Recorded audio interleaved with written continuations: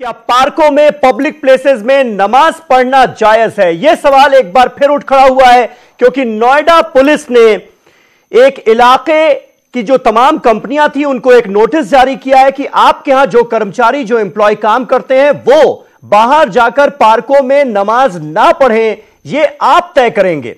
और अगर आपका कोई कर्मचारी जाता है और खुले में नमाज पढ़ता है, पार्कों में नमाज पढ़ता है, तो कंपनी के खिलाफ एक्शन लिया जाएगा।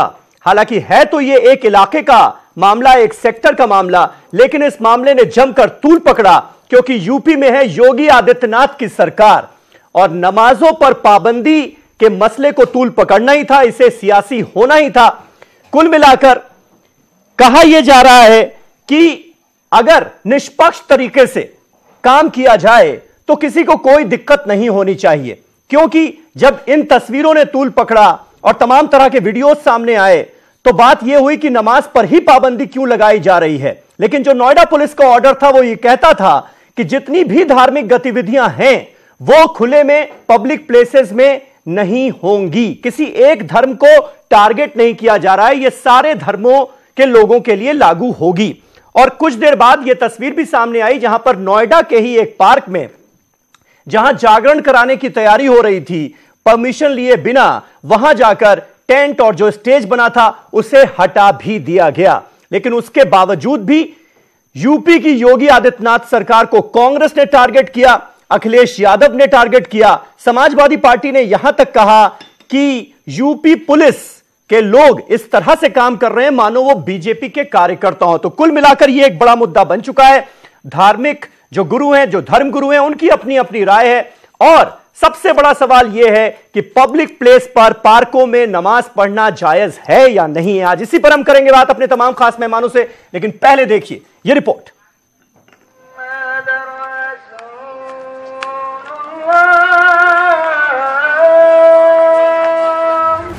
नोएडा के एक पब्लिक पार्क में मुसलमानों को जुमे की नमाज अदा करने से रोक दिया गया। वाकया गुज़िश्ता जुमे का है। नोएडा में सैकड़ों छोटी बड़ी फैक्ट्रियां और कंपनियां हैं जिनमें मुसलमान बरसरे रोजगार हैं। नोएडा के हर सेक्टर में मस्जिद मौजूद नहीं है, इसलिए फैक्ट्रियों और कंपनियों के मुसलमान जुमे की नमाज करीब के किसी पार्क में अदा करते हैं। ये सिलसिला नया नहीं है, हर पार्टी के दौर में ये सिलसिला जारी रहा।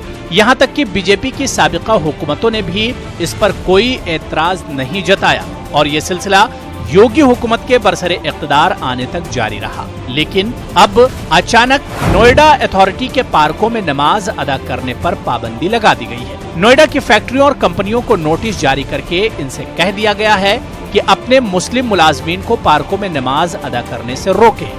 ऐसा नहीं करने की सूरत में फैक्ट्रियों और कंपनियों के खिलाफ कार्रवाई की जाएगी। पार्कों को मकामी अफराद अपने मजहबी, समाजी और सकाफती प्रोग्रामों के लिए इस्तेमाल करते ही रहते हैं, लेकिन अब मुसलमानों को वहां नमाज पढ़ने से रोक दिया गया है। ये सभी के लिए जनरल एक नोटिस है कि जो सुप्रीम कोर्ट की गाइडलाइंस हैं कि बिना परमिशन के कोई भी किसी प्रकार का कार्यक्रम इस तरह से ना किया जाए, उसी के संबंध में है। सभी को अवगत करवाया गया है। इसमें परमिशन अप्लाई की थी, जो भी परमिशन नहीं मिली है। ये शरीयत का हुक्म बहुत वाज़ेह है कि हम किसी दूसरे की जगह पर बग़ैर उसकी इजाज़त के नमाज नहीं पढ़ सकते। हम किसी दूसरे की जगह पर बग़ैर उसकी इजाज़त के मस्जिद नहीं बना सकते। तो चूँकि पब्लिक प्लेसेस जो हैं, अगर वहाँ कोई रुकावट नहीं है तो इजाज़त समझ के लोग नमाज़ पढ़ लेते हैं। लेकिन अगर कोई एसएसपी का ऑर्डर है कि पब्लिक प्लेस पर नमाज न पढ़ी जाए तो मुसलमानों को उसे मानना चाहिए, क्योंकि उनकी नमाज दूसरे की ज़मीन पर जोर ज़बरदस्ती से नहीं हो सकती। बात इसकी नहीं है कि पार्कों में नमाज पढ़ना मजहबी लिहाज से जायज है या नाजायज। बात इस मुल्क में मुसलमानों के बराबरी के हक की है, जो इन्हें इस मुल्क के दस्तूर और आईन ने दिए हैं। पार्क पब्लिक प्रॉपर्टी है, इनके इस्तेमाल का हक मुल्क के हर शहरी को हासिल है, तो मुसलमानों को इस हक से क्यों महरूम रखा जा रहा है? कोई धर्म विशेष के लिए नहीं, बल्कि कोई व्यवधान न हो ट्रैफिक में, इसको ध्यान में रख के निर्णय लिया। सरकार और प्रशासन भी भारतीय जनता पार्टी के कार्यकर्ताओं की तरह काम कर रहे हैं कि मुख्यमंत्री जी को और उनके केंद्र के मंत्रियों को नौजवानों ने घेर लिया गाजीपुर में और जवाब नहीं दे पाए कि नौकरी और रोजगार कैसे मिलेंगे। तो आखिरकार यही तो काम करेंगे कि आप नमाज मत पढ़िए, आप धर्म में ये करिए। भारतीय जनता पार्टी ने समाज को, देश को पहले जातियों में बांटा, धर्म में नफरत फैलाई, नफरत की खाई पैदा की है। हर जगह जनता इनको हराएगी। ऐसे में सवाल ये पूछा जा सकता है कि सुप्रीम कोर्ट के मुताबिक नमाज की अदायगी के लिए मस्जिद कोई बुनियादी जरूरत नहीं है, तो फिर मुसलमान अपने इस मजहबी फरीजे की अदायगी कहाँ करेगा? वो हमेशा घर में तो रहेगा नहीं। मस्जिदों की गुंजाइश कम होने के सबब जब नमाजियों की सफ़ें सड़कों पर लगी तो इस पर भी एतराज हुआ। लाउड स्पीकर लगाने पर हुकूमत को एतराज है। अब पार्कों में नमाज की अदायगी की पाबंदी है। क्या ये सिर्फ और सिर्फ मुसलमानों पर अरसे हयात तंग करने की साजिश तो नहीं? Bureau report, news 18 Urdu.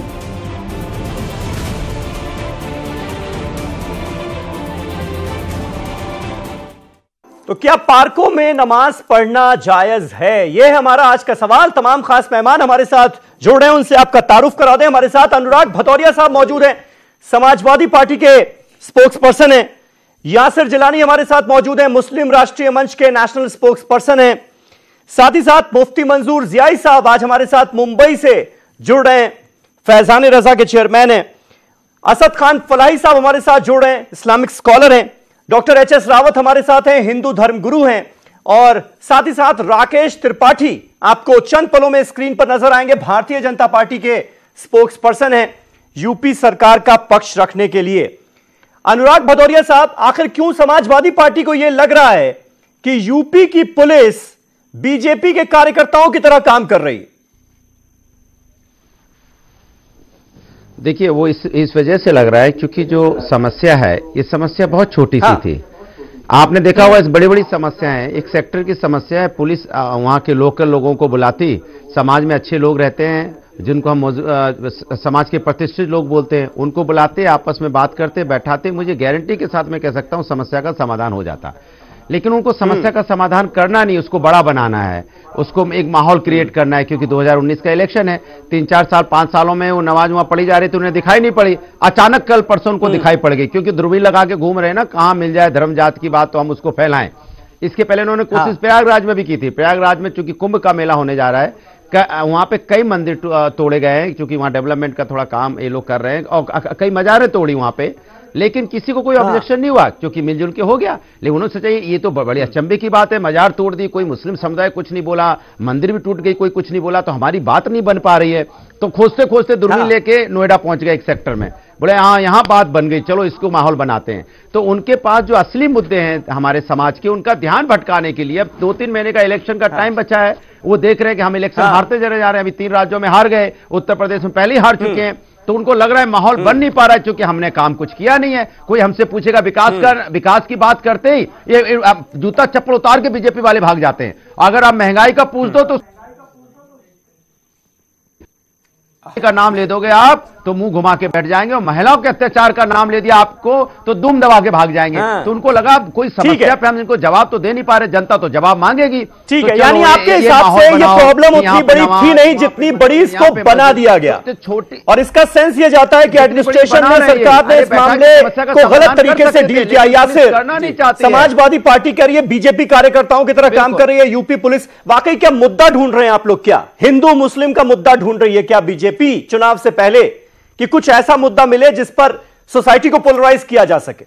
देखिए, अब समाजवादी पार्टी के प्रवक्ता तो जब भी बोलेंगे तो मुझे लगता है उन्माद उनके मुंह से निकलती है, और खास करके भदौरिया जी इसके लिए बड़े मशहूर हैं। तो मैं उन पे टिप्पणी करने से पहले, मैं करूंगा जरूर, लेकिन मैं नोएडा वाले मामले में आना चाहूंगा। देखिए, नमाज, एक तो सबसे पहले जो नोएडा एडमिनिस्ट्रेशन और नोएडा पुलिस का जो फरमान जारी, जिसको बार बार मीडिया ये बता रही है कि उन्होंने फरमान जारी कर दी, उन्होंने किसी एक पर्टिकुलर धर्म विशेष के खिलाफ नहीं करा।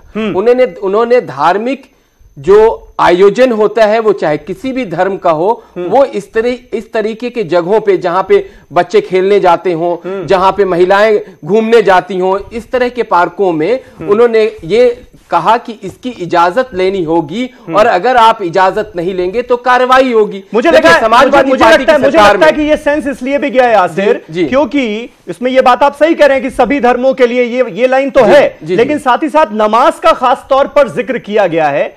और बाकी पूजा पाठ या जागरण ऐसे शब्दों का कहीं कोई यूज नहीं है। नहीं, मैंने देखिए जब ये मामला आया था उसके बाद हम लोग भी वहां के लोकल एडमिनिस्ट्रेशन और पुलिस से जब भी किसी तरह का भी कोई मामला पूरे हिंदुस्तान में आता है तो मैं संपर्क में आता हूं संगठनात्मक दृष्टिकोण से। हमें पता करना होता है कि एग्जैक्टली फैक्ट क्या है। तो वहां से जो हम लोगों को उसी वक्त जो पहला रिएक्शन वहां के एसएचओ का आया था, उन्होंने अपनी बात कही थी। अब उसको मानना नहीं मानना समाजवादी पार्टी इसके लिए तैयार नहीं होगी, क्योंकि ये मुद्दा विहीन लोग हैं, इनको मुद्दा चाहिए। देखिए मसला ये है कि आप किसी भी चीज को धर्म से क्यों जोड़ते हैं, किसने, और इसमें भारतीय जनता पार्टी या उनकी जो सरकार उत्तर प्रदेश में चल रही है उसका क्या लेना देना। एक लोकल मामला है, उसको आपने हाइप क्रिएट करके आप चैनलों पे बैठ के लंबी लंबी बातें करना, लोगों के अंदर गुस्सा डालना, उन्माद फैलाना, आप क्यों इन सब चक्करों में। आप अपने कैडर पे ध्यान दीजिए, अपना काम कीजिए, अपने संगठन को मजबूत कीजिए। 2019 की तो आपको क्या लगता है सही तरीके से हैंडल किया एडमिनिस्ट्रेशन ने? नमाज पर जो पाबंदी लगा दी गई पार्कों में, वो ठीक कदम है ना? नहीं, अब मैं आपको इस्लामिक जो फंडामेंटल राइट्स हैं लोगों के, जितना मैं जानता हूं वो बताएंगे फलाई साहब। नहीं, वो मैं फलाई साहब जानता हूं, मंजूर जिया बैठे, जितना मैं जानता हूं उतना बता दूं। लेकिन आपके हिसाब से फैसला सही है? कोई जगह विवादित है। हाँ, विवादित कहां थी जगह? सुन लीजिए, पार्क विवादित थोड़ी होते हैं। अगर किसी ने देखी वहां कुछ लोगों ने फैक्ट के साथ बता रहा हूं, कुछ लोग पुलिस में जाके शिकायत करते हैं कि यहाँ पे जो नमाज हो रही है उससे हमें तकलीफ होती है। उस पे उनका एक्शन था, उसके बाद रिएक्शन आना शुरू हुआ। तो जो तकलीफ होती है, जो जगह नमाज में जब नमाज पढ़ते हैं लोग तो तकलीफ होती है। देखिए नमाज उसी जगह पे जायज है जिस जगह पे उस जगह का मालिक नमाज पढ़ने की इजाजत दे, या वो वक्फ की जमीन हो, वक्फ और वो भी सरकार के खाते में वक्फ की जमीन लिखी हो, तो वहां आप नमाज पढ़ सकते हैं। यहां मसला ये है कि चारों तरफ से देखिए उस सिचुएशन। ठीक है यासिर, मैं आता हूं। राकेश त्रिपाठी जुड़ गए हमारे साथ, बीजेपी के स्पोक्स पर्सन। राकेश, इस फैसले के पीछे मंशा क्या है वो बता दीजिए, क्योंकि भले ही ये एक सेक्टर का नोएडा का मामला हो, लेकिन जिस तरीके से इस मामले ने तूल पकड़ा उससे कहीं ना कहीं पूरे यूपी में, पूरे प्रदेश में मैसेज तो ये जा रहा है कि भाई यूपी की योगी आदित्यनाथ की सरकार पार्कों में खुले में नमाज पर पाबंदी लगाना चाहती है। आप क्लियर कर दीजिए पहले कि सरकार की मंशा क्या है। समीर भाई, सबसे पहले तो मैं क्षमा मांगूंगा चूंकि मैं इस डिबेट में देर से जुड़ पाया हूं, दर्शकों से भी और आपसे, आपके पैनल से भी। मैं उम्मीद करता हूं कि आपने अपने पैकेज में जरूर दिखाया होगा कि आज नोएडा के ही सेक्टर 37 में एक भागवत कथा का आयोजन था, उसको भी पुलिस ने रोक दिया है। उसके भी आयोजन को पूरी तरह से पुलिस ने गैर कानूनी माना है। मैं उम्मीद करता हूं कि आपने अपने पैकेज में दिखाया होगा। बिल्कुल। देखिए क्या है कि जब कुछ मसलों को जानबूझ करके मजहबी चश्मे से देखा जाता है, जब जी मैं इसीलिए कह रहा हूं, जब कुछ चीजों को मजहबी चश्मे से देखा जाता है तो परिणाम इसी प्रकार के होते हैं।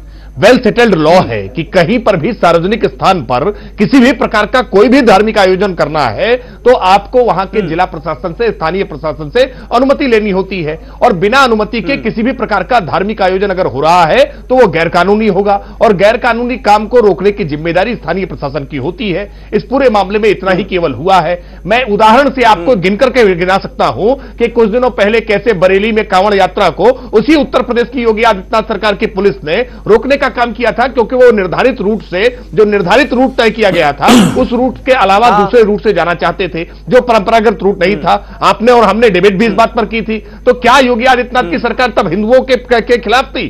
देखिए, ये हिंदुओं के खिलाफ, मुसलमानों के खिलाफ ये देखने का नजरिया होता है उन संकीर्ण मानसिकता के लोगों का, जो लोग नियमों को नहीं मानते हैं, जो लोग कानून को नहीं मानते हैं, जो लोग मजहब के झंडे को भारत के तिरंगे से ऊपर रखना चाहते हैं, वो लोग कहीं ना कहीं आज इस तरह की बातें कर रहे हैं। वरना अगर भारत के संविधान में विश्वास है, भारत के तिरंगे में विश्वास है, भारत के दंड संहिताओं में विश्वास है, नियम कानूनों में विश्वास है, तो किसी को इस पर आपत्ति नहीं होनी चाहिए। और कौन लोग हैं जो अराजकता को, नियमों को कर रहे हैं? कौन बात जानना चाह रहा है?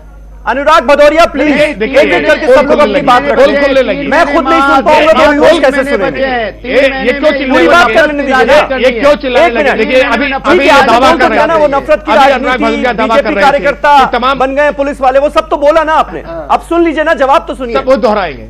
एक ही टेप रिकॉर्ड है, एक ही टेप रिकॉर्ड है, दोहराएंगे। मैं जब आया तो भदौरिया जी कह रहे थे महंगाई के बारे में, राकेश यानी आप कह रहे हैं सरकार की तरफ से महंगाई पे बात कर रहा हूं, किसी भी मजहब से जुड़ा हुआ मामला हो, तय करिए महंगाई मजहब से, तय करिए महंगाई पर, तय करिए महंगाई पर। एक मिनट अनुराग, क्यों नहीं पूछेंगे क्यों मैं महंगाई पर बात कर सकते हैं, पूछूंगा मैं महिला सुरक्षा पर बात कर सकते हैं। मैं चुनौती दे रहा हूं, चुनौती दे रहा हूं, भदौरिया अपनी पसंद का विषय तय चुनौती दे रहा हूं, बोलो महंगाई पे, अपनी पसंद का विषय तय करें और उस पसंद के विषय पर हम डिबेट करेंगे। लेकिन डिबेट की तरह करें, डिबेट मछली मंडी की तरह मत करें, डिबेट मछली मंडी की तरह मत करें, डिबेट करने का तरीका नहीं। रोजगार पे बात करो, आप पढ़े लिखे की तरह बात करेंगे ना, हल्ला बोल, हल्ला बोल। ठीक है, आप दोनों को ऑडियो में थोड़ी डाउन कर रहा हूं माफी के साथ। लेकिन असद खान फलाही साहब, क्या आपको लगता है, एक लाइन में सीधा सा सवाल, पार्कों में नमाज पढ़ना क्या जायज है इस्लाम के हिसाब से? इस्लाम के हिसाब से अल्लाह के रसूल सल्लल्लाहु अलैहि वसल्लम को ये मोजिज़ा मिरेकल्स मिले थे। जैसे पहले पिछले मूसा अलैहिस्सलाम को असा मिला था और यद बैज़ा था, इसी तरह हर रसूल को कुछ ना कुछ मोजिज़ात मिलते हैं। ठीक है, उसी तरह मोहम्मद सल्लल्लाहु अलैहि वसल्लम को ये मोजिज़ात में से एक मोजिज़ात थे कि पूरी जमीन को नमाज की जगह बना दी गई सिवाय चंद चीजों के। पहली जगह थी कब्रिस्तान, आप कब्रिस्तान में नमाज अदा नहीं कर सकते। दूसरी जगह क्या बताई, हम्माम यानी वॉशरूम नहाने की जगह होती है।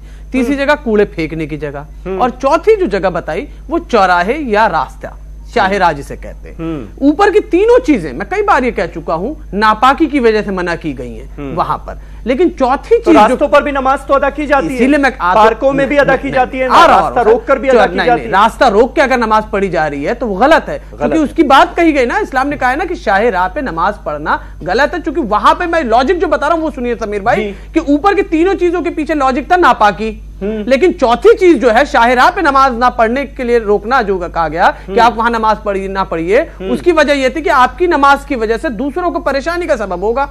उस परेशानी को देखते हुए मना किया गया शाहराह पे नमाज पढ़ने के लिए। तो इस पर महमूल करते हुए हर उस जगह पे नमाज पढ़ना मना हो जाएगा जहां आपकी नमाज की वजह से दूसरे को परेशानी हो, दूसरे के लिए किसी भी परेशानी का सबब पैदा हो जाए, तो आप उस जगह पे नमाज पढ़ने से अपने आप को एराज करेंगे। अब चाहे वो पार्क हो, चाहे वो किसी का घर हो, या किसी की जमीन हो, या कुछ भी हो, ये तो इस्लाम के उसूल हो गए।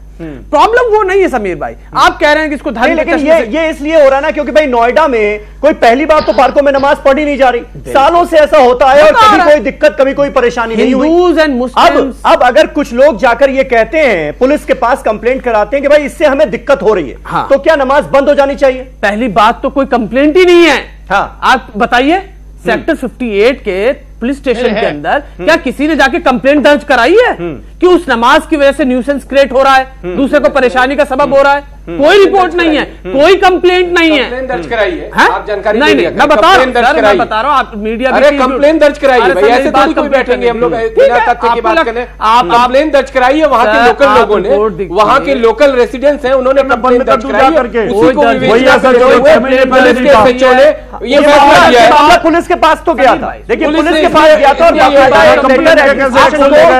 जो लोग वहां पर नमाज पढ़ते हैं वहां पर भी एक लेटर दिया गया एडमिनिस्ट्रेशन के पास कि हमें इजाजत दे दी जाए। समीर भाई, जो इजाजत नहीं दी गई थी, जिसमें ईद बकरीद की नमाज होती है, उसमें भी जब भीड़ बढ़ जाने का अंदेशा होता है कि उस दिन ईद के दिन भीड़ बढ़ जाएगी, तो उस इंतजामिया कमेटी जो मस्जिद की होती है वो वहां के लोकल पुलिस स्टेशन में जाके एक तहरीर देता है और इजाजत लेता है कि कल लोग बढ़ जाएंगे, आप हमें सिक्योरिटी के लिए भी कुछ लोगों को जुमे की नमाज के लिए, और अगर रोड पर भीड़ बढ़ेगी तो आप रोड पे पढ़ने की इजाजत दीजिए। तो लोकल एसएचओ या जो बीट ऑफिसर होता है वो इजाजत देता है, ये है कानूनी प्रक्रिया। दिल्ली के अंदर ही बहुत सारी मसाजिद के लिए हर जुमे को पुलिस वाले अपॉइंट होते हैं, वो ट्रैफिक को देखने के लिए। ये बात कहिए, ये बात मत कहिए कि वहां कोई किसी ने अगेंस्ट जाके कोई बात नहीं हुआ, ये मसला ही नहीं आता। अरे सर, आप ये मसला ही नहीं आता, पुलिस को ख्वाब नहीं आ रहा था, कर दीजिए मेरी बात, पुलिस को ख्वाब नहीं आ रहा था कि पुलिस ने ऐसी बात आया और एक फरमान जारी कर दिया। अब आइए कम टू द लेटर। उस लेटर को देखिए, उस लेटर पे उन्होंने पहली लाइन में क्या लिखा कि किसी भी तरह की धार्मिक गतिविधियों की इजाजत नहीं हो। हर तरह की धार्मिक, ठीक है, किसी भी प्रकार की, अगर आप हिंदी भाषा में प्रयोग करें, ठीक है। लेकिन उसकी अगली लाइन क्या लिखी उन्होंने, शुक्रवार की नमाज, ये कहने की क्या जरूरत थी उस लेटर में? आप शुक्रवार को पढ़ी जाने वाली नमाज की अनुमति नहीं है। क्यों? अब आप ये लाइन है, ये वर्ड क्यों यूज कर रहे हैं? शुक्रवार, आपको सिंपल कह देना था कि किसी भी तरह की कोई भी धार्मिक गतिविधियां, किसी भी तरह की कोई भी धार्मिक प्रोग्राम यहाँ पे नहीं होगा। सिंपल था। चलिए आपने नमाज का वर्ड यूज। अब आइए तीसरी चीज, अभी सर कंप्लीट नहीं हुआ, लेटर कंप्लीट। लेटर में क्या लिखा गया, जो कंपनीज को लेटर में कि कंपनीज एक्शन ले अपने एम्प्लॉयज के खिलाफ कि वो रोके नमाज ना पढ़ने के लिए। ये कौन सा तरीका लिखा हुआ है? आप बताइएगा। कंपनी की ये जिम्मेदारी है कि वो अपने एम्प्लॉयज को देखे कि वो लंच में कहां जा रहा है, किससे मिल रहा है। ये किसकी जिम्मेदारी है? ये तो लॉ एंड ऑर्डर की जिम्मेदारी है ना सर। आप कंपनी को तो ऐसा डायरेक्शन और सर्कुलर नहीं देंगे, डायरेक्शन देंगे कि आप अपने एम्प्लॉयज को रोकिए। ये अब इन सारी चीजों को सामने रखते हुए आप कहें समीर भाई कि नहीं धर्म के चश्मे से मत देखिए फलाई साहब। अरे सर आप एक तरफ मेरठ में आप कांवड़ियों के ऊपर फूल बरसा रहे हैं, अच्छी चीज है, आई वेलकम इट, आप कीजिए, इसको कोई इनकार नहीं कर रहा है। दूसरी तरफ ओवैसी साहब ने बोला ना, ये असदुद्दीन ओवैसी ने बोला ना, ये ओवैसी साहब ने तो कसम खा रखा है कि तो बात तो है ना फैलाने वाली। क्या इसी हिंदुस्तान में आप भूल गए कि इतना बड़ा इज्तिमा बुलंदशहर में होता है, नमाज की अच्छी बात, नमाज पढ़ने की, अरे भाई अच्छी बात है, उसकी तो तारीफ हुई, खोल के नमाज पढ़ाई जाती है। बिल्कुल भारत की संस्कृति, बिल्कुल, गंगा जमनी, जो बात काबिले तारीफ है उसकी तारीफ की जाएगी। मुफ्ती एक मिनट, मुफ्ती मंजूर जाई साहब एक मिनट, टाइम कम है प्लीज। यही वो हिंदुस्तान है जहां मंदिरों के दरवाजे खोल दिए गए मुसलमान भाइयों के, वही बात ये भी कह रहे थे, कर सके हिंदू भाइयों ने अपने घर से चादरें हो गया फलाई साहब। मुफ्ती मंजूर जाई साहब, अब इसे धर्म के चश्मे से देखें या ना देखें, आप किस तरह से देख रहे हैं? और अगर ये तय हो जाए कि भाई जुमे की नमाज अगर पार्कों में, पब्लिक प्लेसेस में पढ़नी है तो पहले एडमिनिस्ट्रेशन से परमिशन ली जाएगी, परमिशन अगर नहीं मिलेगी तो नमाज नहीं होगी, इसमें कोई दिक्कत है? समीर भाई, इसके दो पहलू हैं। जिस पहलू को मैं उजागर करना चाह रहा था, बार बार ये बात कही जा रही है कि आयोजन करना, ये आयोजन नहीं है, ये इबादत है जो कि पर्सनली इंसान आकर के करता है। और इस इबादत के मुतालिक से अगर कोई वहां पर आएगा और कोई वहां पर सूर्य नमस्कार करेगा, वहां पर कोई आने के बाद कोई अपने तरीके से आरती उतारेगा या कुछ और काम इबादत करेगा, तो ये इंडिविजुअल इबादत को इस तरीके से आयोजन का नाम देकर के मुसलमानों को हिरासा किया जा रहा है। इसका एक दूसरा पहलू, जिस वीडियो को हमने देखा था थोड़ी देर कबल, उसमें यह दिखाया जा रहा है कि एक मोहल्ले का शख्स, उस इलाके का शख्स आता है और यह कहता है कि तुम सर्टिफिकेट्स दिखाओ, तुम नोटिस दिखाओ, तुम्हारे पास कुछ जवाज के पेपर हैं तो वो जवाज के पेपर दिखाओ। वो जवाज का पेपर पूछने वाला एक आम शख्स जो कि पिछले कई सालों से वहां रहता है, उसने कभी आकर के नहीं पूछा। और वो मुसल्ली जो पिछले कई सालों से नमाज पढ़ रहे हैं, उनको किसी ने आकर डिस्टर्ब नहीं किया। ये जवाज के पेपर पूछने वाले ये कौन थे? क्या इनको भेजा गया था इसको? क्या इसके पीछे कोई षड्यंत्र है या कोई और है इसके पीछे दिमाग काम कर रहा है? इस पर हमें तवज्जो देना चाहिए। हमने ये महसूस किया कि कोई शख्स है जो इसे भेजता है और भेज करके ये कहता है उसके जवाज के पेपर लाओ, उसके पास कुछ प्रमाण है क्या, सर्टिफिकेट्स हैं क्या? ये पूछने का अधिकार किसने दे दिया? और जबकि वहां पर लोकल पुलिस, लोकल अथॉरिटी मौजूद है, आसपास में पुलिस वाले हुआ करते हैं, उसने कभी नहीं पूछा, क्योंकि वो जानते हैं कि यहां पर मुसलमान बहुत सच्चाई के साथ, ईमानदारी के साथ किसी को तकलीफ दिए बगैर नमाज पढ़ रहे हैं। तो इस बात को समझना चाहिए। कल मैंने वहां के एसएसपी से गुफ्तगू की है, उन्होंने कहा है कि मुफ्ती साहब हमने तमाम लोगों को जो कि धार्मिक गतिविधियों में शामिल होते हैं, दोनों समुदाय के लोगों को मना किया, हर समुदाय के लोगों को मना किया। मैं ये जानना चाहता हूं इसकी सच्चाई और गहराई तक जाने के लिए समीर भाई एक चीज को गौर से देखना होगा। वो पहलू ये है कि वो कौन लोग हैं जो षड्यंत्र के पीछे छुपे हैं, वो कौन है जो पर्दे के पीछे छुप करके इस तरीके की हरकतें कर रहे हैं। जो शख्स 35 साल से वहां रह करके नमाज पढ़ रहा है और पिछले 7 सालों से वहां नमाज हो रही है, उस इलाके का रहने वाला है, जो 31 साल से उस इलाके में रहता है, क्या वो आवेदन देने वाला या पूछने वाला या सर्टिफिकेट मांगने वाला वो क्या उस मोहल्ले का था या कोई दूर से आकर के षड्यंत्र के पीछे रच रहा था, जो ये साजिशों को तैयार कर रहा था? मुझे ये देखने की जरूरत है। एचओ साहब, एसएचओ साहब, ठीक है, कहीं ना कहीं आपको साजिश की बू आ रही है इसके पीछे। डॉक्टर एचएस रावत, मुझे बस एक सवाल का जवाब दे दीजिए। जिस बात का जिक्र मुफ्ती मंजूर जियाई भी कर रहे हैं, फलाही साहब भी कर रहे हैं कि भाई पहले तो दिक्कत नहीं होती थी, अब क्यों दिक्कत होने लगी? क्या बदल गया? दिक्कत समीर भाई इसलिए हुई कि ये तो बंबई रहते हैं, इनको तो पता कुछ है नहीं। ये तो वैसे सुन ली तो इन्होंने बोल दिया जियाई साहब ने। वहां पर एकदम पिछले कुछ समय से भीड़ बहुत बढ़ गई और डबल से भी ज्यादा हो गई। और डबल से जब ज्यादा भीड़ वहां पर हो गई तो वहां के जो लोकल आदमी को परेशानी होने लगी। तब जाकर इसकी शिकायत हुई कि भाई यहाँ पर 400 आदमी, 500 आदमी पढ़ रहे थे, 1500 आदमी पढ़ने लगे तो क्या 1000 मुसलमान वहां पर आ गए कंपनियों के अंदर। तो ये जो षड्यंत्र था इसको रोकने के लिए कि भाई यहाँ पर इस तरह की प्रॉब्लम्स हो रही है और यहाँ बड़ी मीठी मीठी बातें करते हैं चैनल के ऊपर, लेकिन सच ये है कि कुरान की सूरा मरियम के अंदर 1964 में लिखा हुआ कि जो अल्लाह ने आपको जमीन दी है, जमीन आसमान से लेकर जमीन तक सब आपकी है। पार्क में पढ़ो, चाहे रेलवे स्टेशन पे पढ़ो, चाहे प्लेटफॉर्म पे पढ़ो, चाहे फुटपाथ पे पढ़ो। कनॉट प्लेस के सर्कल के अंदर 3 जगह फुटपाथ रोक रखा है। हनुमान मंदिर के सामने फुटपाथ के ऊपर मस्जिद रोक रखी है। हजारों आदमियों को दिक्कत होती है वहां पर निकलने में, ट्रैफिक जाम रहता है, लेकिन फुटपाथ कवर हो गया क्योंकि अल्लाह ने बोला है ना कि वो जगह जहां नमाज पढ़ोगे आपकी है। रेलवे स्टेशन का प्लेटफॉर्म नंबर 2 वहां पर रोक रखा है क्योंकि अल्लाह ने बोला है ना कि जगह वहां रोक के बैठ जाओ आप, वहां डिस्टर्बेंस हो रही है। अरे क्या जियाजी साहब बात कर रहे हो? नहीं देखो, कोई मना नहीं करता। हिंदू बड़ा उदारवादी है, हिंदू इतना उदारवादी है, किसी को मना नहीं करता, लेकिन जब आप गलत स्टेप लेते हो तो दिक्कत आती है। तमाम मौलाना मुफ्ती भी इस बात को कहते हैं रावत साहब, लेकिन मुझे ये बताइए ना, जो समीर भाई कनॉट प्लेस के आउटर सर्कल में 3 फुटपाथ पे मस्जिद बनी हुई है, कोई उनको हिला नहीं सकता। क्या परेशानी होती है? मैंने पूछा क्या परेशानी होती है, ये तो बताइए। परेशानी है, कभी 500 आदमी पढ़ रहे थे ठीक था, लेकिन 1500 आदमी वहां पढ़ने लगेंगे तो दुनिया को तकलीफ होगी। जब हजूम इकट्ठा होता है तो बच्चों को डर लगता है, लड़कियों को डर लगता है, वहां से आने जाने वाले पढ़ने वाले बच्चों को डर लगता है। अच्छा ठीक है कि नमाज पढ़ने वाले ज्यादा बढ़ती जा रही है नमाज। तो आप देखिए, नियम यह कहता है कि इबादत, भोजन और भजन एकांत में होना चाहिए। मतलब फिर जागरण में अगर हजार लोग कहीं इकट्ठे हो जाएंगे तो भी आप डर जाते होंगे। शांति के साथ एकांत में हुआ करती हैं। इनको आप कह रहे 500,000 लोग इकट्ठे हो गए तो डर लगने लगा। अगर आप करते हो, जागरण में भी डर लगने लगता है आपको, 1000 लोग इकट्ठे होते हैं लोगों की प्रॉब्लम को समझिए।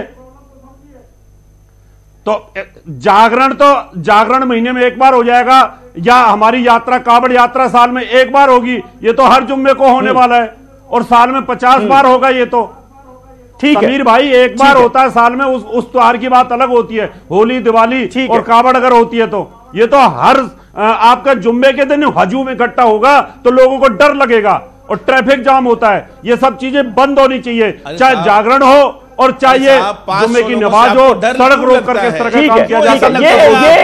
ये एक अच्छी बात है। पब्लिक प्लेस पर किसी भी तरह की धार्मिक गतिविधियां बंद होनी चाहिए। अरे वहां कोई उपद्रवी तो हो सकता है, सामने आ रही है, और अगर सरकार की मंशा है तो मुझे लगता भी नहीं कि किसी को ऐतराज होना चाहिए। फिर साजिश की बात क्यों हो रही है? फिर पुलिस वालों को बीजेपी कार्यकर्ता के तौर पर बताने की कोशिश क्यों हो रही है? एक छोटा सा ब्रेक ले रहे हैं, ब्रेक के बाद फौरन हो रहे हैं हाजिर, कहीं ना जाइएगा। तमाम खास मेहमान हमारे साथ बने हुए हैं। क्या पार्कों में नमाज पढ़ना जायज है? और योगी सरकार की पुलिस का ये जो फरमान है पार्कों में नमाज के पढ़ने को लेकर, वो सही है या गलत है? आज इसी पर हो रही बात। तमाम खास मेहमान हमारे साथ मौजूद हैं। राकेश त्रिपाठी साहब, देखिए ऑपोजिशन जो है वो सवाल इसलिए भी उठा रहा है कि एक तरफ अगर एक धार्मिक आयोजन होता है कांवड़ियों का, तो उस पर तो पुलिस के आला अफसर हेलीकॉप्टर पर चढ़ के फूल बरसाते हुए नजर आते हैं, और दूसरी तरफ नमाज पढ़ने के लिए जो सैकड़ों लोग इकट्ठे हो रहे हैं उनके लिए तो एक तो वैसे ही कोई व्यवस्था नहीं है, और व्यवस्था नहीं है मस्जिदों की, इसीलिए वो पार्कों में इकट्ठा होकर नमाज पढ़ रहे हैं, तो उन्हें वहां पर भी नमाज पढ़ने से रोका जा रहा है, मना किया जा रहा है। तो इसलिए ये आरोप लग रहे हैं। तो कोई व्यवस्था, कोई सिस्टम ऐसा आप लोग बनाएंगे कि भाई ये लोग अगर पार्कों में नमाज ना पढ़ें तो मस्जिदों में जाकर नमाज पढ़ें, मस्जिदें कम हैं तो मस्जिदें बनवाई जाएं। फिर देखिए, एक तो समीर भाई, मैं उम्मीद करूंगा कि अनुराग भदौरिया जी के बीच में इंटरप्ट करने के नाते मेरी आवाज नहीं बंद की जाएगी, मेरे साथ अन्याय नहीं किया जाएगा। देखिए, मैंने पहले ही कहा था कि चश्मा कैसा लगा रखा है दिखाई वैसा ही पड़ेगा। देखिए, कांवड़ियों की यात्रा, उसमें अलग अलग राज्यों से लाखों कांवड़िए आते हैं, बाकायदा अनुमति होती है, रूट तय होता है, और अलग राज्यों से आने वाले लोगों का स्वागत करना राज्य का धर्म है और उस धर्म का हम पालन करते रहे हैं। लेकिन ये जब चश्मा उतार करके देखेंगे तो दिखाई पड़ेगा कि कैसे बुलंदशहर में 3 दिन चलने वाला इज्तिमा, जिसमें बड़ी संख्या में लाखों मुसलमान अलग अलग राज्यों से आए थे, राज्य सरकार ने हर तरह की व्यवस्थाएं वहां मुहैया कराई थी, चाहे वो बिजली की व्यवस्था हो, सड़क की व्यवस्था हो, पानी की व्यवस्था हो, सुरक्षा की व्यवस्था हो, और जब भी ताजिया के जुलूस निकलते हैं तो पूरी व्यवस्थाएं मुहैया कराई जाती हैं, प्रशासन के द्वारा हर तरह की सुविधा दी जाती है। है। जब हाजी हज जाते हैं तो हर तरह की सुविधाएं मुहैया कराई जाती है, उनके ऊपर तमाम पुष्प वर्षा की जाती है, हर तरह की व्यवस्थाएं प्रशासन सबके साथ करता है, सबके अपने जो उनके रिचुअल्स हैं, अपने मत है, उसको मानने के लिए प्रशासन व्यवस्था करता है। लेकिन कोई भी अगर कानून का उल्लंघन करेगा, नियमों का पालन नहीं करना चाहेगा, तो उसके साथ सख्ती से पेश आएगा। मैंने उदाहरण दिया कि आज इस सेक्टर 37 में भागवत कथा रोकी गई है। मैंने उदाहरण दिया कि किस प्रकार से बरेली में कांवड़ यात्रा को इसलिए रोक दिया गया क्योंकि वो निर्धारित रूट से नहीं जाना चाह रहे थे। अलग अलग धर्मों में किसी भी प्रकार से अगर नियमों का उल्लंघन कोई भी करेगा तो कानून अपना काम करेगा। इस बात को इसी रूप में देखना चाहिए। लेकिन वो लोगों के चेहरे भी निकलकर सामने आ गए हैं जो लोग अपने मजहब का झंडा भारत के तिरंगे से ऊपर रखना चाहते हैं, जो लोग इस बात की इजाजत चाहते हैं कि नहीं, कानून हमको नहीं मानना है, हमें तो अपनी करनी है, इसलिए क्योंकि हमारा मजहब है, हमको अपनी करनी है। यह नहीं चलेगा। आपके अपने धार्मिक अधिकार आपके अपने व्यक्तिगत आधार पर सीमित है। अगर कहीं स्वतंत्रता दूसरे की बाधित होती है तो आपकी स्वतंत्रता वही आज आपको दिक्कत हो रही है। ठीक है, प्रॉब्लम यह है समीर भाई कि नहीं, सबका विकास फिर तो नजर आ रहा है इन बातों को सुनने के बाद हो रही है। और ये बात सही है कि एक जगह जागरण भी रोका गया, इसी नोएडा पुलिस ने रुकवाया, टेंट लगा हुआ था, स्टेज सजा हुआ था, हटा दिया गया। इस पे कोई भी बहस नहीं करेगा, इस पे कोई धर्मगुरु आके इस तरह की बात नहीं करेगा कि इसको दबाया जा रहा है। मैं समीर भाई एक और निवेदन करूं, खास करके मैं इलाहाबाद हाईकोर्ट में वकालत करता हूं, वहां की पुलिस से सैकड़ों याचिकाएं आयोजित होती है हर वर्ष, उसके बारे में कोई बात नहीं करेगी क्योंकि वहां पे वोट बैंक नहीं, प्रशासन वोट बैंक कहां है जहां मुसलमान नाम जुड़ जाता है, इसलिए ये लोग अपनी सोच को बदल देते हैं। ठीक है, ठीक है। अनुराग भदौरिया, एक रिएक्शन आपका। देखिए, मैंने सबकी बात सुनी। मैं कह रहा हूं इतनी अच्छी बातें अगर भारतीय जनता पार्टी के प्रवक्ता कर रहे हैं तो फिर आप इसको पुलिस को पहले क्यों नहीं बता देते कि भाई आप इस तरह की बातें यहां पे मीडिया में क्यों लेके आते हो? आपको तो सोसाइटी से ही बात कर लेनी चाहिए थी, वो आपस में बात हो जाती, सब मान जाते। फिर आपने इतना माहौल बनाने की कोशिश क्यों की? एक बात। दूसरी बात, सेक्टर 28 में 100 महिलाएं लिख के दे चुकी वहां पे SHO को कि हम यहां घूमते, मुझे बहुत दिक्कत होती, साल भर से लिख रही हैं, उस पर एक्शन नहीं ले पा रहे हो आप। क्यों?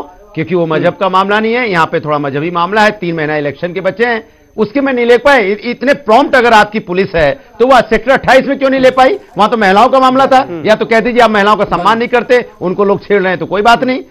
इस मामले को आपने बहुत जल्दी पकड़ लिया क्यों? लेकिन मुझे ये बात बताइए अनुराग भदौरिया, पूछना पाए अनुराग भदौरिया, मुझे ये बात बताइए कि अगर लोकल एडमिनिस्ट्रेशन किसी भी धर्म से जुड़ी हुई जो गतिविधियां हैं उनको पब्लिक प्लेसेस पर नहीं करने देता बिना इजाजत के, तो इसमें तो कोई दिक्कत की बात नहीं होनी चाहिए ना? कोई दिक्कत नहीं है, कोई दिक्कत नहीं है। अगर आप इस तरह का माहौल बना लीजिए कि भैया बिना परमिशन के यहां कुछ नहीं होगा, कोई ऑब्जेक्शन नहीं करेगा। लेकिन दिक्कत तब होती है जब आप प्लांट करते स्टोरी प्लांट करते हो, आप बातें बनाते हो। आप देखिए इतने सालों से हो रहा था, 22 महीने की यहां सरकार हो गई, उसके पहले कल्याण सिंह भी थे, उसके 5 साल की केंद्र में हो गई, 6 महीने की बात करें, मामले पे कुछ बोलिए, अचानक सब दिखाई पड़ने लगा। रोका है कि नहीं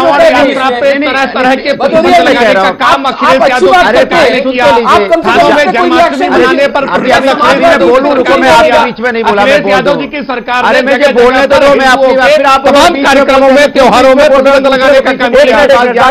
राकेश बीच में बहुत बोलते हैं, ये भारतीय जनता पार्टी। अनुराग भदौरिया साहब, आप मुझे ये बताइए ना कि जब नमाज रुकवाई गई एक पार्क में, तब तो आपने कह दिया कि नोएडा पुलिस जो है कि लोग जो है वो बीजेपी कार्यकर्ता बन गए। जब जागरण रुकवाया गया, भागवत कथा रुकवाई गई, तो फिर क्या बन गए वो? तो सपा कार्यकर्ता, सपा कार्यकर्ता। मैं बोल लूं, मैं अपना सेंटेंस पूरा कर लूं। बिल्कुल अच्छा काम किया पुलिस ने, क्योंकि पुलिस अब क्यों कर रही पता है? मुद्दा इतना बड़ा हो गया कि पुलिस की मजबूरी है। अब आप उसको ये सब काम नाटक करना ही है तो अच्छी बात है ना कि आप वो भी रुकवाइए, ये भी रुकवाइए, कोई दिक्कत नहीं। लेकिन आपने रुकवाई इसलिए ना कि आप पे प्रेशर बना, नहीं तो आप तो सब चीज चलने दे रहे थे, आप तो तुष्टीकरण कर ही रही थी पुलिस। लेकिन अब चूंकि सबने मिलकर बोला कि गलत हुआ है, ये लेटर भी फर्जी है, कार्रवाई भी गलत है, तो उनको लगा नहीं गलत हो गया मुझसे, तो चलो आप जागरण भी रोक रहे हैं। अच्छी बात है, अच्छी बात है कि आप कोई भी जो सार्वजनिक जगह है उसमें कुछ मत होने दीजिए। अगर होने दीजिए तो परमिशन होने दीजिए, बात खत्म हो गई।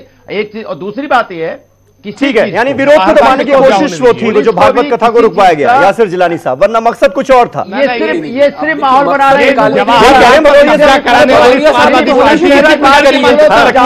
प्रदेश को एक तरीके से सरकार के दबा के भाग जाएंगे बीजेपी के झोंक दिया था, हिंदू मुसलमान करते हुए। उस वक्त कौन सी भाजपा की सरकार थी या कौन से दूसरे लोग थे? इन्हीं को लोग थे। अब कम से कम सरकार चली गई है तो आप मुसलमान यहाँ नहीं हुआ है, जो अच्छे काम है। मेरा देखिए ये कहना है हिंदू मुसलमान नहीं होता, यहाँ सिर्फ विकास की बात है। भदौरिया जी आप एक मिनट चुप हो जाए, भदौरिया साहब चुप रहिए, आप ही को दे रहे जवाब, आप ही की बातों का अरे बोलना पड़ेगा क्योंकि आप गलत बोलोगे। उत्तर प्रदेश के बारे में बोल रहे हो ना, उत्तर प्रदेश हमारा है, हमें उत्तर प्रदेश से प्यार है। अरे उत्तर प्रदेश आपका ही नहीं है, अरे महाराज जी उत्तर प्रदेश हमारा भी है, हमारा भी जन्म स्थान है, आप बेफिक्र रहिए। और उत्तर प्रदेश के बारे में आपने ठेका नहीं लिया हुआ है, उत्तर प्रदेश के लोगों ने आपको 109 पे फोन करो, मुस्लिम नहीं होगा। आप समाजवादी पेंशन में हिंदू मुस्लिम नहीं होता है। क्या बात कर रहे हैं? थोड़ा सा ब्रेक लगा दीजिए, जो काम थोड़ा सा ब्रेक लगाइए। जी बोलिए। देखिए मुझे लग रहा है कि हम लोग बहुत संजीदा मसले पे बात कर रहे थे। हम एक पार्क में जो नमाज को लेके बात हो रही थी, उसमें हो रही थी, सब में देखिए हमारे जो इस्लामिक स्कॉलर हैं या जो हमारे मौलाना बैठे हुए हैं, उन्होंने अपना तर्क दिया, उन्होंने समझाया कि कैसे कैसे कुछ चीजें हो सकती, कुछ चीजें नहीं हो सकती हैं। नमाज के बारे में बताया कि नमाज कैसे पढ़ी जाती है, कहां हो सकती है, कहां नहीं हो सकती है, किन जगहों पे इजाजत ली जानी चाहिए, किन जगहों पे नहीं ली जानी चाहिए। मेरा ये सिर्फ कहना है कि कम से कम अब ये वक्त नहीं है, इस बदलते भारत में हम वही सारी चीजें दोहराएंगे जो हम एक अरसे से किए जा रहे हैं, एक अरसे से। अरे आप लड़िए आके, आप बार बार कहते हैं ना विकास पे हम क्यों नहीं चर्चा करते हैं, आप विकास पे आइए चर्चा कीजिए, आप युवाओं के रोजगार पे आइए चर्चा करते हैं कि इस सरकार ने क्या किया, इस सरकार ने भारत को पूरे दुनिया में कहां खड़ा किया है, उस पर भी चर्चा कर लेते हैं। लेकिन आप भदौरिया साहब, आपकी मानसिक कहां खड़ा कर दिया कि आप लोगों को सत्ता से बाहर रहना बिल्कुल बर्दाश्त नहीं है। आपको ये लगता है कि किसी तरीके से सत्ता हमें मिल जाए, समीर भाई जीडीपी मालूम महंगाई दर क्या है बताओ, बिना इकोनॉमिक्स का ये मालूम नहीं है, बिना पढ़े लिखे समझ में नहीं आती है कि आखिर ये सरकार जो बहुत अच्छे तरीके से और शौचालय बताओगे, आज साबित हुआ है। आज उसका सबसे बड़ा उदाहरण नोएडा में देखने को मिला है कि अगर उन्होंने ये कहा था कि किसी तरह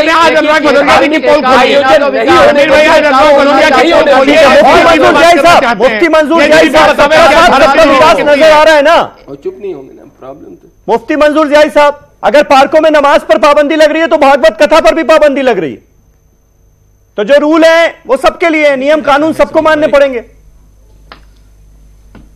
समीर भाई, मैंने आपको पहले शुरुआत में इस बात के बारे में कहा है कि ये आयोजन नहीं है, इंडिविजुअल इबादत जो है वो अलग होती है, और भागवत कथा जो वहां पर कहने की बात हो रही थी वो एक अलग माहौल क्रिएट किया जाता है, वहां पे स्टेज बनाया जाता है, वहां पे बाजे का इंतजाम किया जाता है।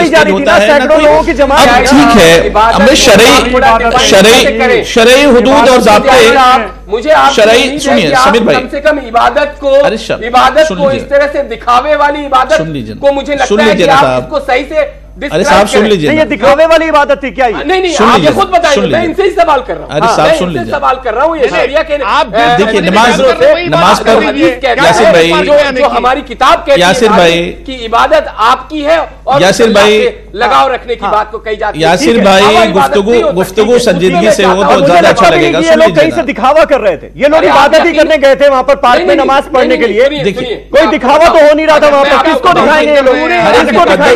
हर एक मुकद्दस अगर उनके दिल में जज्बा होगा, आस्था होगी तभी जाएंगे नमाज पढ़ने। इबादतों का एहतराम होना चाहिए, इबादतों के ऊपर में ढकोसले वाली बात ना करें, ज्यादा अच्छा नहीं लगता है। मुकद्दस इबादतों का एहतराम होना चाहिए। हुजूम क्यों खड़ा करते हैं? नहीं ये वो क्यों कंपनियों में पूरा, अगर आप पूरी उनकी एक रिपोर्ट मंगाएं, पूरी दुनिया में जुमा के वक्त हुजूम खड़ा होता है, इस बात पे ना जाए, इस पे भी चर्चा हो। देखिए पूरी दुनिया में हुजूम जो खड़ा होता है जुमा के वक्त में हुजूम होता है, इस पर ही गुफ्तगू कर लीजिए ना साहब। आप देखिए इस शरई की बात आप कर रहे हैं तो बात समझ में आती है, लेकिन आप इस तरीके से इस एंगल को दिखाना चाह रहे हैं वो बिल्कुल गलत तरीका है। आप इसको समझ रहे हैं, नमाज एक इबादत है और इबादत के मुतालिक से आप उसको ढोंग कहेंगे, ये गलत बात है। आप इसको समझ लीजिए, इबादत है, इबादत को इबादत ही कहिए, ढोंग ना कहिए। क्यों नहीं होती पार्कों में? रोक रहा है अब चाइना में क्यों नहीं हो रही? चाइना में सड़कों पर करके दिखाओ ना, वहाँ पार्कों में दिखाओ ना, सरकारी दिखाओ ना चाइना के अंदर। इस बात पर जोर दिया है कि सारे नियम आपको हिंदुस्तान में दिखाई देते हैं, इस बात को वाज़ेह कर दिया गया है। अब लीजिए, अगर आप सुनना पसंद नहीं करते तो ये और बात है, लेकिन इसको वाज़े के मैं कह रहा हूँ शरीयत के सारे नियम हिंदुस्तान में ही लागू होते हैं, चाइना में नहीं होते। रावत साहब, इसके बाद आ रहा हूँ ना आपके पास, नमाज जो है इसके बाद आ रहा हूँ, तसल्ली से जवाब दीजिएगा। फलाई साहब के बाद आपके पास आ रहा हूँ, सुन लीजिए।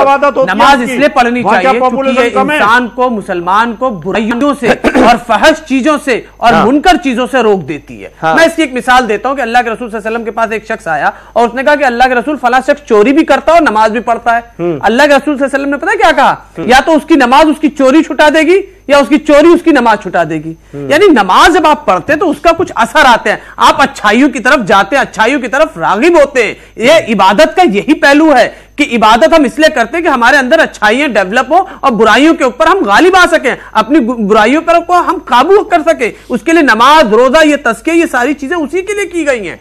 अब आइए उन चीजों पे, तो मुझे एक सवाल का जवाब दीजिए। अब मैं आ रहा हूं, जवाब दे दीजिए। अभी आप चीजों पे बात कर रहे थे। नहीं, आप ताजमहल में बजरंग दल वाले पहुंचे कि हमें हवन करना है, पुलिस वालों को ने फौरन रोक दिया। काबिले 27 चीज है कि पुलिस वालों ने उनको इजाजत नहीं दी। उन्होंने कहा यहाँ जुमे की नमाज होती है तो हम भी हवन करना चाहते हैं। पुलिस वालों ने कहा जाओ परमिशन लेकर आओ, हम आपको इजाजत देंगे, उसके बिना हम आपको 1 मिनट यहां नहीं रुकने देंगे। काबिले 27 चीज है। लॉ एंड ऑर्डर ने अपना पूरा सही तरीके से काम किया, इससे कोई इंकार नहीं कर सकता। देखिए लॉ एंड, अब आप इस मामले में, दूसरे मामले में आइए, जब मंदिर और मस्जिद और गुरुद्वारे और गिरजाघर के लिए लाउड स्पीकर को उतारने की बात हुई तो भाई साहब मस्जिद से उतार दिए गए, मंदिर से उतारने नहीं दे रहे थे लोग, लेकिन पुलिस वालों ने कहा नहीं, जब मस्जिद से उतरे हैं तो मंदिर से भी उतरेंगे। और पूरा लॉ एंड ऑर्डर का इंप्लीमेंटेशन बिल्कुल सही तरीके से किया गया। सेटिस्फाइड है ना? 27 चीजें हैं ये भाई। योगी सरकार में जिस तरह से ये काम किया जा रहा है, आप समझिए उसमें कोई दिक्कत तो नजर नहीं आती ना आपको? फैसला था, सिर्फ ऐसा तो नहीं लगा कि भाई इस तरफ ज्यादा उस तरफ कम।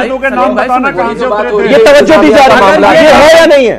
5 मस्जिदों के नाम बता दो मुझे जरा, कहां से लिया गया था, तो अच्छी चीज थी, इससे इंकार नहीं किया जा सकता था। 5 मस्जिदों के नाम बताओ मुझे। सब लोगों को सामने रखते हुए, सब लोगों की परेशानियों को, आसानियों को सामने रखते हुए ये फैसला लिया गया था। सब इसके खैर मकदम करते, किसी को परेशानी नहीं होती, किसी भी पॉलिटिकल पार्टी को या किसी भी मजहबी रहनुमा को या और किसी को, इस्लामिक स्कॉलर को। लेकिन जब आप खास करके बायस्ड होके, आपकी सिलेक्टिव अप्रोच है, आप गैर जानिबदाराना तौर पर कुछ फैसले ले रहे हैं, तो मैं इनसिक्योर फील नहीं करूंगा। ठीक है रावत साहब, ये बताइए। रावत साहब क्या इस बात से आप मुतमईन हैं, क्या इस बात से आप अग्री करेंगे कि भाई कोई भी पब्लिक प्लेस हो, वहां पर कोई धार्मिक गतिविधि बिना प्रशासन की इजाजत के नहीं करनी चाहिए?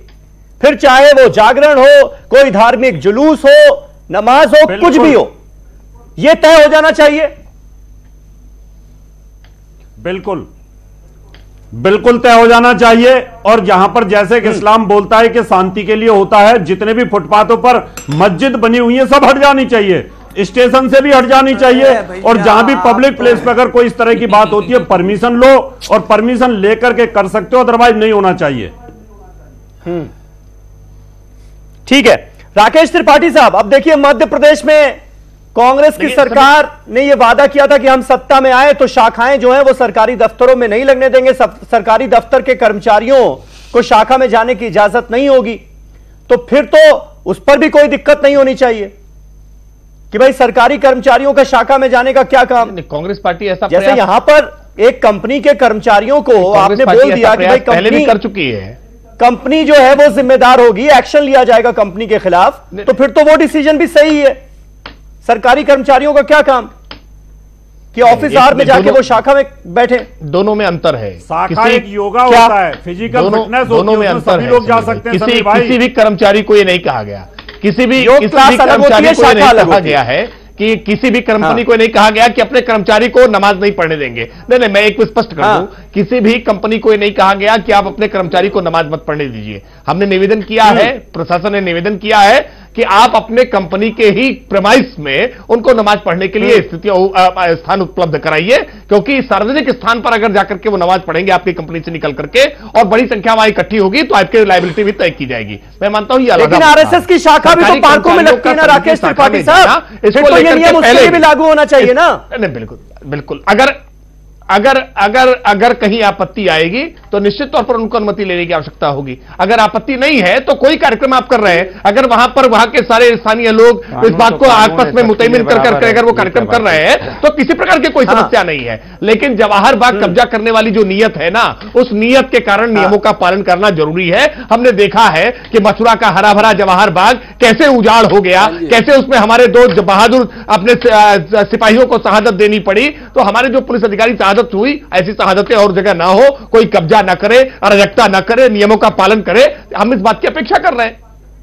अनुराग जी, मानेंगे आप कि ऐसी पॉलिसी की जरूरत है, सख्त पॉलिसी की जरूरत है ताकि जवाहर बाग ना दोहराया जाए? इशारा आपकी तरफ है राकेश का।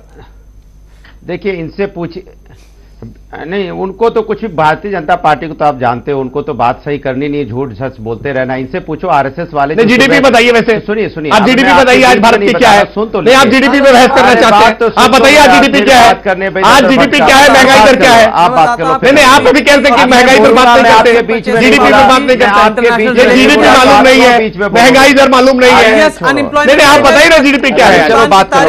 नहीं, आप कह रहे थे जीडीपी पर बहस नहीं करते। मैं अपनी बात बोलूं। नहीं, अनुराग भदौरिया जी हर डिबेट में जीडीपी क्या है, जीडीपी क्या है, जीडीपी बता रहा हूं, बता नहीं, अब मुझे अपनी बात कर रहे। अच्छा बताइए, जीडीपी बता रहा हूं, जीडीपी बता के तब तुम्हारे बोलने से हम बताएंगे, हमें जब बोलना हो बोलेंगे। कौन भाजपा कौन होती है, फ्रॉड पार्टी, इसकी बात ही नहीं करना चाहता मैं, झूठ जुमले वालों की। मैं अपनी बात कहूंगा, मैं आपके बीच में नहीं बोला, तब चिल्ला रहे थे अनुराग भदौरिया मेरे बीच में, बहुत आग लग रही थी। अभी आप नहीं लगेगी, कमाल के लोग हैं, झूठे लोगों का क्या बताऊं मैं। नहीं, जीडीपी बता दें, जीडीपी तुम्हारे कहने से बताऊंगा, झूठे लोगों के कहने से मैं बताऊंगा जीडीपी क्या है क्या नहीं है। जब मुझे बोलना होगा मुझसे पूछा जाएगा, मैं बताऊंगा, जब मेरी बात आएगी मैं बताऊंगा। पूछ लीजिए, झूठे लोग पूछ के बताओगे, तेरी को बर्बाद करके खा गए, सब लूट के खा गए, स्टिंग ऑपरेशन हो रहा है, सारे मंत्री के पैसे ले रहे, पैसे जीडीपी नहीं मालूम है, और यहाँ को जीडीपी नहीं मालूम है, आपके लोग जीडीपी नहीं मालूम, महंगाई दर नहीं मालूम। अरे मैं अध्ययन करके नहीं आते, एक रटा रटाया टिप्पणी लगाते हैं। अरे बंद करो, हम जवाहर बाग कब्जा नहीं होने देंगे, जवाहर बाग कब्जा नहीं होने देंगे। आप बताइए ना जीडीपी क्या है, बताइए भारत की जीडीपी कितनी है इस समय, बताइए महंगाई दर कितनी है इस समय भारत की। जीडीपी का आपको जानकारी की डिबेट करिए, रटा रटाया हो जाइए, जवाहर बाग कब्जा कराइए, कब्रिस्तान और ठीक है, आप दोनों की बात हो गई, आप दोनों की बात हो गई, पॉइंट समझ में आ गया कि आप क्या कहना चाह रहे हैं। लेकिन मुफ्ती मंजूर साहब, जो बात रावत साहब ने कही कि भाई कोई भी धार्मिक गतिविधि पब्लिक प्लेस पर नहीं हो बिना एडमिनिस्ट्रेशन की इजाजत के, मुझे नहीं लगता इसमें कोई दिक्कत होनी चाहिए। क्या आपको लगता है ये सही रास्ता होगा?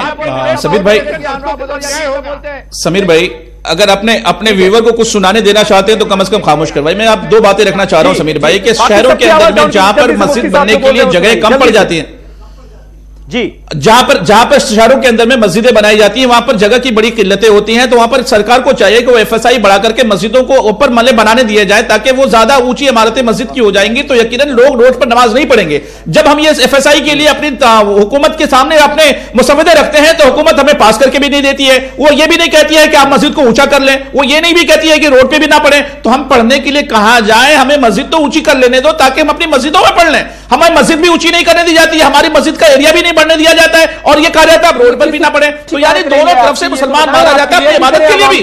कि कौन सी हुकूमतों ने आपको मना किया है? तो हमने इस बारे में हुकूमत, देखिए साहब, अब ये बताओ कि पूरे शहर के अंदर में आप नोएडा ले लें, दिल्ली ले लें, बॉम्बे ले लें, हर जगह पर ये सूरत हाल सामने आती है, तो यकीनन मस्जिदों की एफएसआई बढ़ाने के लिए हुकूमत ने क्या देखिए, आपने अपने दिमाग में ठीक है भर लिया है कि मौजूदा सरकार की मुखालफत करनी है।